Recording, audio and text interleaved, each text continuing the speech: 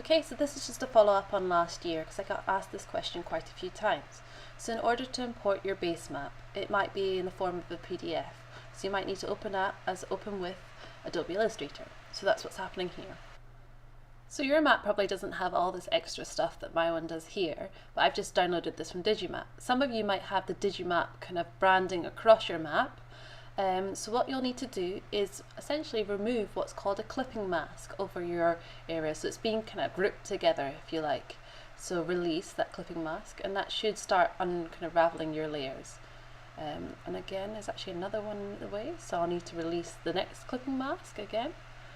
And there might be actually quite a few over your map that you've been provided, if you're unlucky. Some people didn't have this problem at all. It just depends what kind of area you have and how the cartographers have done your base maps.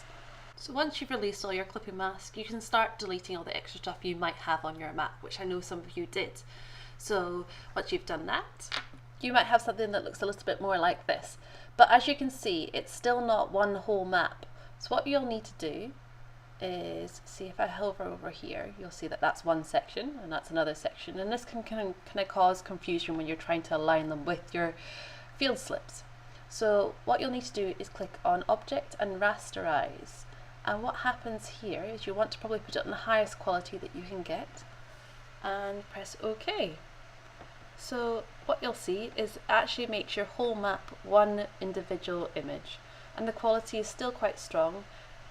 So that's kind of what you'll need to do, and then you can just simply copy and paste that into your field slips, and then you can just start digitizing, which is great. So using the rasterizing tool is also just useful for reducing file size, which can be helpful if you're wanting to include your map in your dissertation, or such as your figures and so on and so forth. You can also rasterize images and lines, all just to be one single image. Great, so I hope this helps. Thanks.